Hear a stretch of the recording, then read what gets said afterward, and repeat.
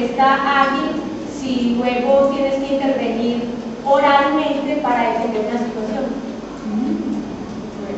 Eso significa que aprendemos a ver la realidad con diferentes lentes. Eso es creatividad. Porque nosotros tendemos a resolver las cosas por la misma forma. Siempre nos vamos por el mismo camino para la oficina, siempre nos comemos el mismo desayuno, el almuerzo va a ser el mismo siempre, por lo menos los miércoles que sean frijoles, por ejemplo. Entonces, el hecho de enfrentarnos a un estudio de casos hay que vencer una inercia de la manera como habitualmente hacemos todos y ganar esa capacidad de ver las cosas desde diferentes puntos de vista. En ese sentido, es muy valioso la participación de los demás en los casos, porque uno ve una cosa, el otro ve otra, y así más o menos vamos a pasar. ¿Qué Hay necesidad también de desarrollar una capacidad de análisis interesante y de revisión, primero como de todas las partes y después de la relación entre esas partes y el todo. Entonces se fortalece el aprendizaje analítico, la capacidad de análisis y de síntesis de los estudiantes respecto al tema. Se requiere una excelente planificación de los cursos. Sí. Manejar todas las fases de la planeación. Lo contrario no sería exitoso el ejercicio. Sí, para que no quede el riesgo que les decía yo, que vamos a terminar conversando y parándola muy buena en estas dos horitas, pero finalmente como que ¿qué fue lo que pasó aquí? Entonces sí, la planeación es fundamental.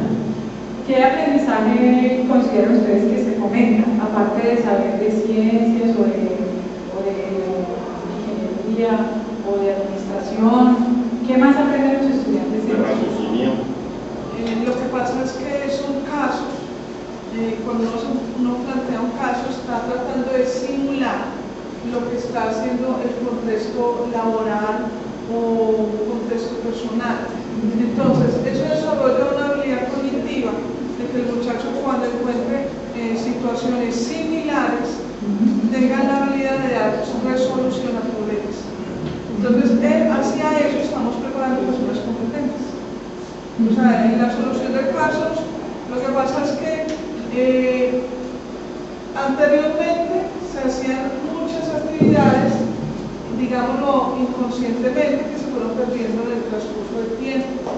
Ahora nosotros, como pedagogos que somos, aplicar didácticas activas nos permite lo que nosotros llamamos fortalecimiento de los escenarios de aprendizaje, donde ya no somos un rol del docente tradicional, sino, como bien lo dice, somos facilitadores. Si ustedes ven, nuestros jóvenes llegan con conceptos académicos, pero van a un entorno y no saben cómo hacerlo. Entonces, con método de casos, le estamos diciendo, empiece a ser creativo, argumentado, en lo que usted ya está estudiando y empiece a aplicar el caso. Como estudiante empieza a relacionar la teoría y la realidad para una mano. Entonces uno empieza a ver un tedio de leer un libro, de estudiar un caso, el hecho de leer no es tedioso, te digo que yo estoy viendo que la realidad es esa lectura o ese análisis que yo a veces tengo. Yo creo que ahí también hay un choque entre los estudiantes, porque meterse a un caso de estudio de estudiante es cambiarle un poco el enfoque de estudio que han tenido tradicionalmente. Porque tradicionalmente el estudiante está muy enfocado a la teoría y solamente quiere aprender la teoría, y como hay muchos docentes anteriores que evaluaban solamente lo teórico, se acostumbraron a eso. Cuando uno lleva un caso de estudio, aplíqueme lo que usted leyó, la teoría, y solucionen ese problema a esa teoría. El estudiante está bloqueado. El estudiante no es capaz de analizar de cómo cojo este concepto. Por ejemplo, la parte de sistemas que yo trabajo dificulta mucho que el estudiante coja y analice cómo coge esa teoría y la aplica a ese caso, a ese problema que le presentó. yo diría que es muy importante la planeación y sobre todo la identificación de los objetivos. Si lo que pretendemos es construir más conocimiento o comparar o confrontar conocimientos. En el caso de Orlando, generalmente el estudiante está esperando confrontar la teoría que ya tiene, pero el mismo estudiante puede crear su propio conocimiento. En la lectura ustedes van a encontrar una parte que nos genera mucha expectativa a todos y es cómo evaluar el aprendizaje que se hace después del caso. Para que no nos pase, hay un artículo que se llama Dime cómo evalúas y te digo qué tipo de profesor eres. Entonces a veces uno es muy creativo, muy innovador, y ya está montado pues, en el tema que somos facilitadores, mediadores, que vamos a acompañar, no sé qué, y le pregunto a la profesora, bueno, ¿y usted cómo hace la evaluación? No, pensamos en selección múltiple final. Entonces decimos, bueno, seguramente que sí hace evaluación, pero él no tiene metido dentro de sí que la evaluación es solamente el examen de selección múltiple, que además es muy cómodo de calificar y nos ahorra ganarnos los fines de semana con revisión de portafolios y cosas así que son más grandes. Pero al saber cómo evaluar sobre estudios de caso, podemos ver que no es necesariamente llenarnos de más casos, que efectivamente podemos hacer cuestionarios de selección múltiple, pero que los debemos acompañar de reflexión y que debemos hacer una evaluación de la aprendizaje coherente con la técnica que estamos utilizando.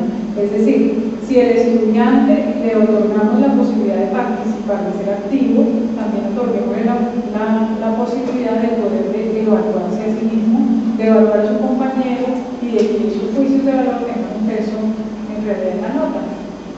Bueno,